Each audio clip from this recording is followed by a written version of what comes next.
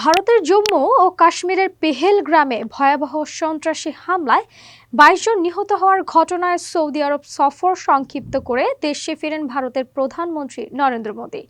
বুধবার সকালে তিনি নয়াদিল্লিতে পৌঁছান।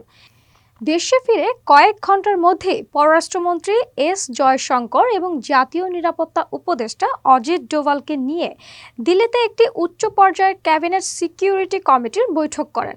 ভারতের প্রধানমন্ত্রী নরেন্দ্র মোদী বলেছেন, এই হামলায় জড়িতদের কোনো ছাড় দেওয়া হবে না।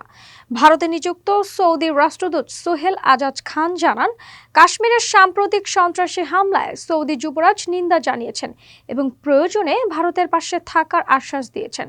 এছাড়াও যুক্তরাষ্ট্রের প্রেসিডেন্ট ডোনাল্ড ট্রাম্প প্রধানমন্ত্রী মোদীকে ফোন করে নিহতদের জন্য শোক জানান ও ভারতের পাশে থাকার আশ্বাস দেন।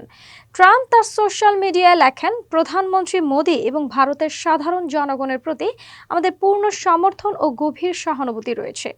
এই হামলা এমন এক সময়ে হয়েছে যখন প্রধানমন্ত্রী মোদী সম্প্রতি ভারত সফররত মার্কিন ভাইস প্রেসিডেন্ট জেডি ভ্যান্সের সঙ্গে সাক্ষাৎ করছেন।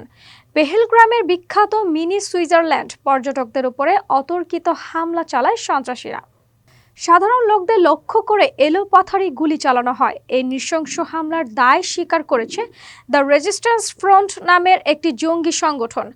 পাকিস্তানের কুখ্যাত জঙ্গি গোষ্ঠী লস্কর ই তৈবার এবার একটা ছায়া সংগঠন হিসেবে ভারতীয় গোয়েন্দাদের নজরে ছিল। দ্য রেজিস্ট্যান্স ফ্রন্ট একটা বিবৃতিতে সামাজিক মাধ্যমে জানায়, কাশ্মীরে ৮৫,০০০-এরও বেশি বহিরাগতকে ইশারা দেওয়া হয়েছে। এরা পর্যটক সেজে এসেছে, জমি কবজা করছেন। তা রুখতে হিংসার পথই বেছে নিতে হবে। কাশ্মীরে পেহেলগ্রামে পর্যটকদের উপর হামলার ঘটনায় জড়িত বন্দুকধারীদের খুঁজতে অভিযান চালাচ্ছে ভারতীয় নিরাপত্তা বাহিনী। একে দুই যুগের মধ্যে ওই অঞ্চলে হওয়া সবচেয়ে প্রাণঘাতী হামলা বলেও বিবেচনা করা হচ্ছে।